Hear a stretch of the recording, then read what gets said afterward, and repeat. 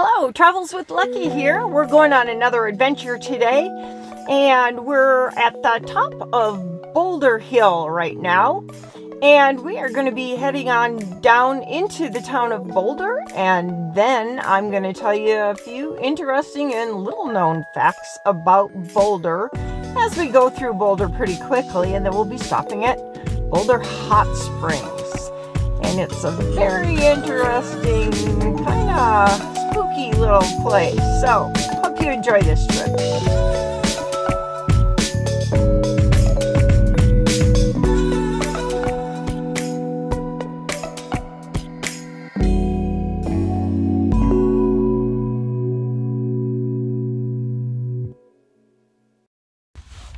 This is I-15 going south toward Boulder, Montana, and this is our 5th month of winter, but it was actually kind of a nice day, so I thought I would be able to get out and show you around Boulder Hot Springs.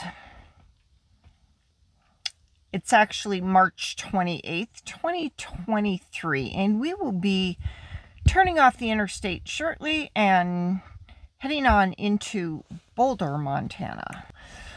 Well, it's not exactly the most beautiful day today, but it is in between storms, and so we had to make a trip up to Helena, and now we're just heading back home. And I thought I'd talk about a few of the sites, and here is Boulder, Montana coming up.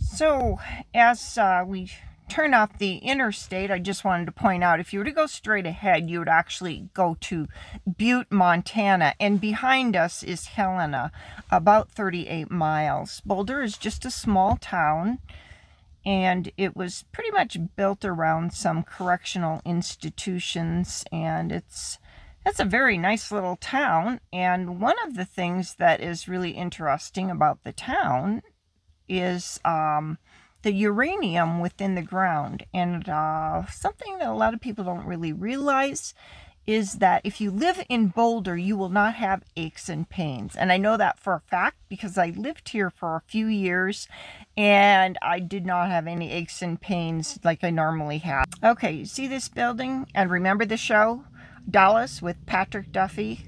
Well, unfortunately, right there where I was pointing out is where his parents were murdered. It was a very sad situation. Anyway, moving on through Boulder, you can see it's just a small town. They've fixed it up pretty nice. I'm not sure what the population is, but off to the left is an intensive behavioral center, and for many years was the institution for developmentally disabled, and they housed them there.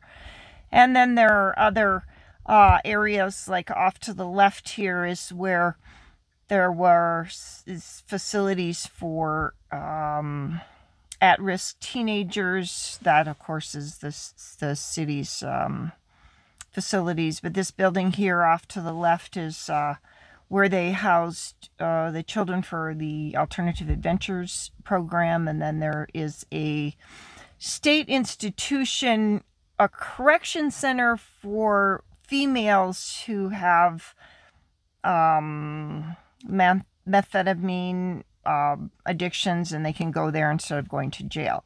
But now, just up ahead, after we pass the fairgrounds, well, which we just passed, is Boulder Hot Springs.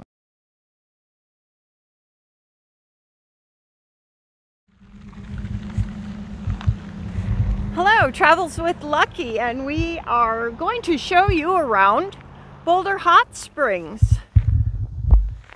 This is one of my favorite places. It's been quite a while since I've been here. I used to come here every day some 20 plus years ago. So there we have Boulder Hot Springs. This was originally started back in 1863. And then, of course, it's been upgraded and remodeled throughout the years. I believe in 1910 they added a lot of these other structures. But in many respects, it's very much like it once was. I don't know if I can get completely around it, but I'll show you where the old pool was, and I think I might be able to go inside a little bit too. But this is a really interesting place. We came down the hill from Helena, and this valley is called Peace Valley because of the mineral springs and the hot springs. The Indians determined it to be a sacred place.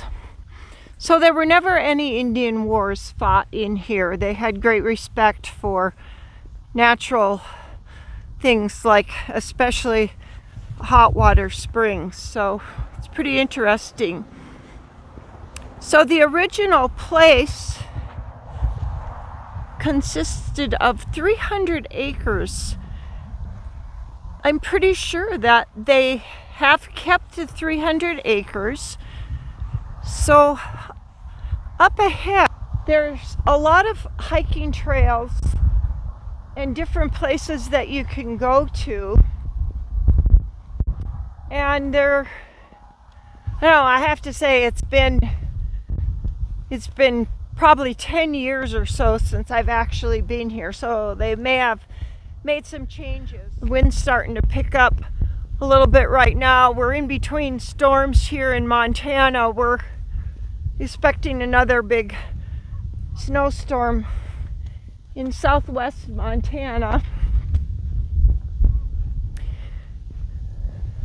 So in 1910 is actually when they kind of built it up more, and that's when more of the mining started to pick up here. And so a lot of the big, the rich people from California would actually come out here and stay when transportation was a little bit easier. So there is quite a lot of history here. And now another little known fact is back in there's pools, bigger pools of water, which maintains the perfect temperature all year round, so that they can actually raise a special kind of fish. They're called mosquito-eating fish. It's the only place, well, it's the only place I know of where they can raise that kind of fish. There's Lucky. I don't think Lucky's been here before. He doesn't quite know what to think. But anyway, there's one of the old barns still intact, and yeah, over there's where the ponds were. Well, I mean, the ponds are still there. I'm not sure if they still raise those fish.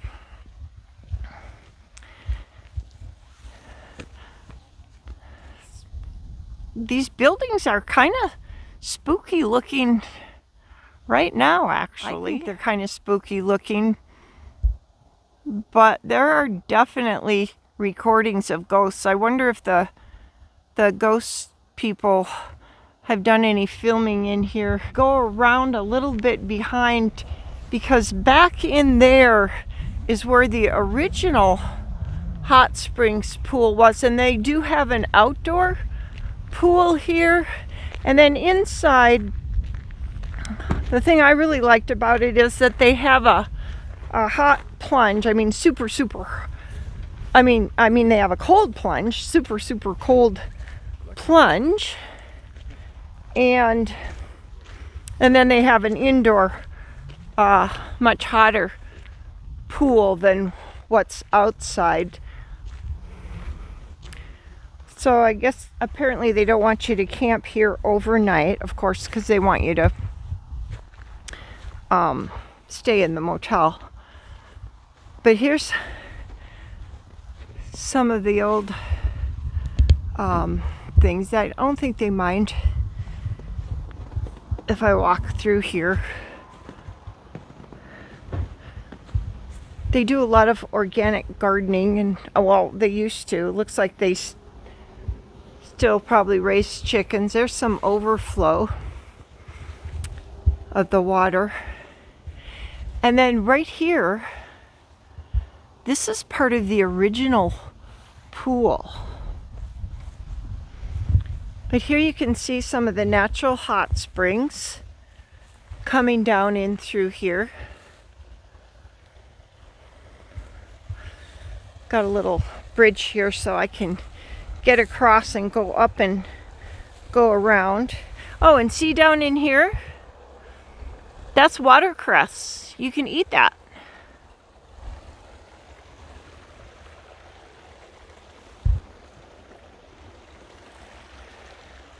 So this is the piping and where they tap into it.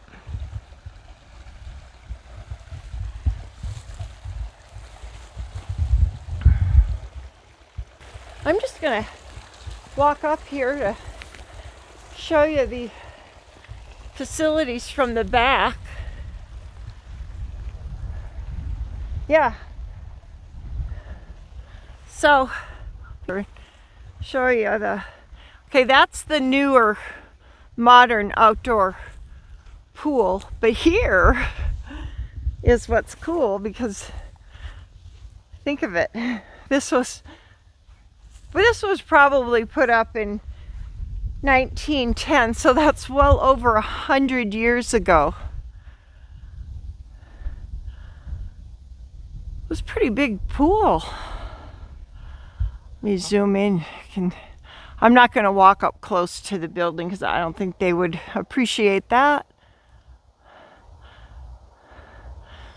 But here you can see the back side.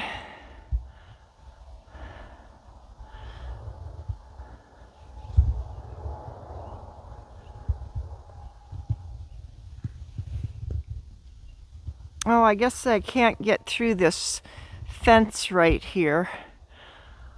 But one time me and my friend were in the outdoor pool, and she definitely, up there from that window, she definitely thought she was seeing a ghost. I don't know. You never know. It's creepy enough that, and old enough that there could definitely be ghosts in through here.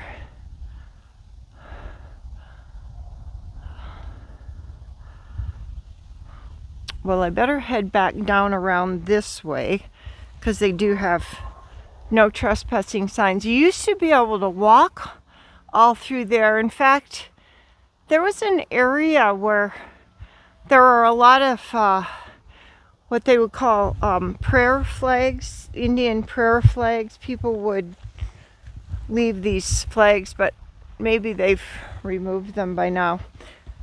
So, all right. I'll just head back down. It's fairly steep.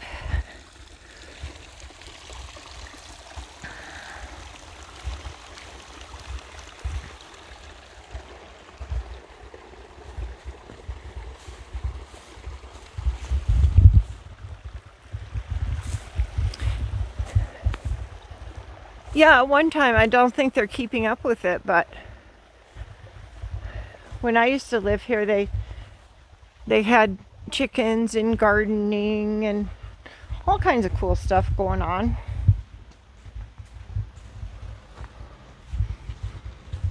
All right, so now I'm just gonna continue on, walk around the front of the building.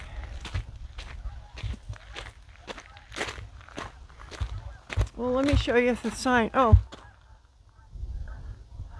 there's a lot of geese around here. I don't see them, but I hear them.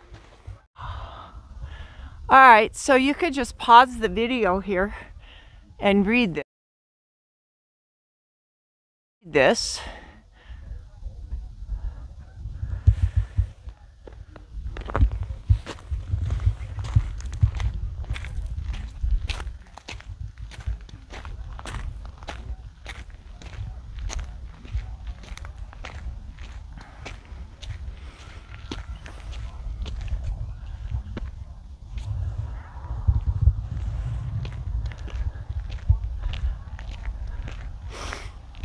I used to work with at-risk teenagers, and we'd come over here and help them with cleanup and do different jobs. So I got a little bit familiar with the place and got to know some of the people, but then that was like well over 20 years ago.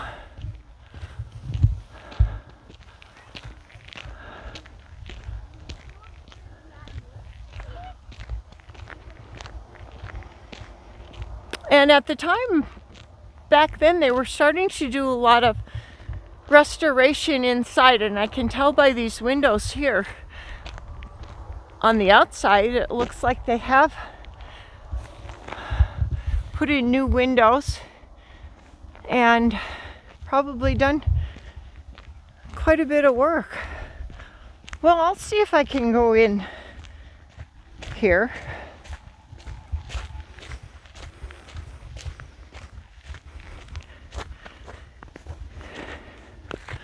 No, it says no entrance. Well, I'm not surprised.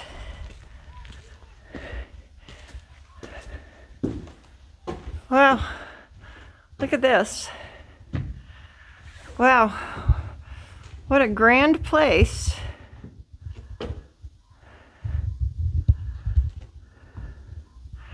So, this sign, which you probably can't say, this section of the hotel is only open on a limited basis. Let's see if I can focus in there at all. A little bit you can kind of see. Sorry, not too well though.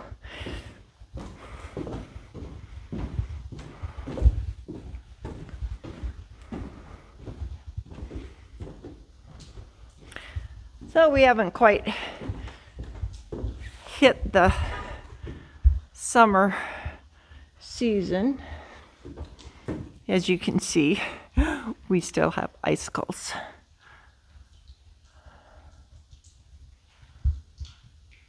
I'll come back when the weather's nicer. Maybe I can get somebody to come and we'll spend a day here and soak. And boy, they used to have great buffets in the on Sunday mornings, like really good food.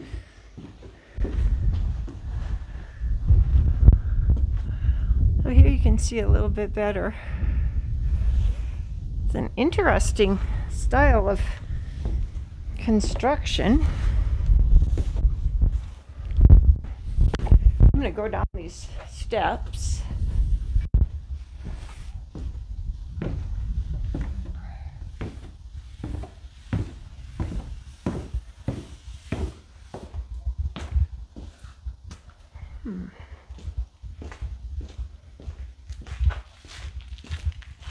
Now the main entrance is actually, here's the interior.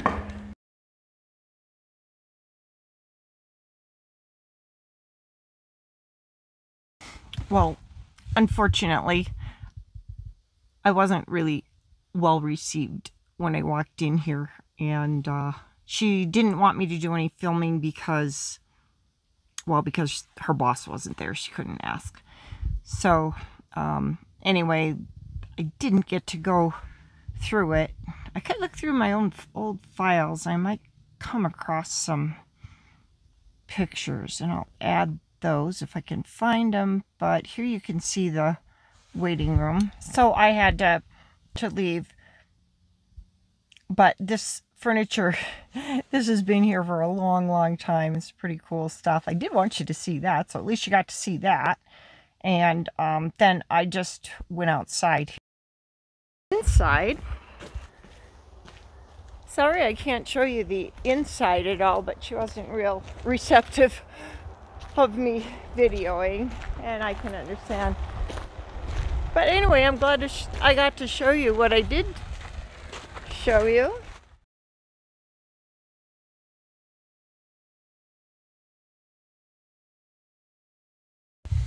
Well, and then from here we head down Highway 69, which is mostly ranch land, and I'll just show you some glimpses of that as we head on out, in case you haven't been this way.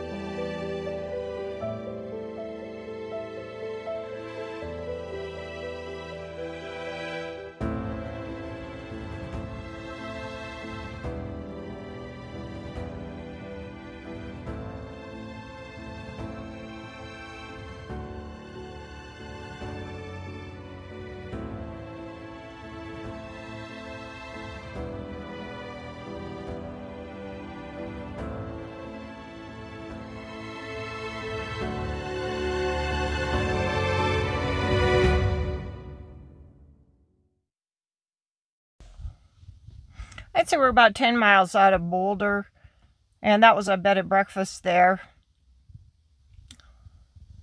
This is kind of a truck route. They're moving a lot of cattle these days. So anyway, I just thought maybe you'd like to see a little bit of the countryside, and that's about it. I want to thank you for watching Travels with Lucky. If you haven't subscribed, please do subscribe.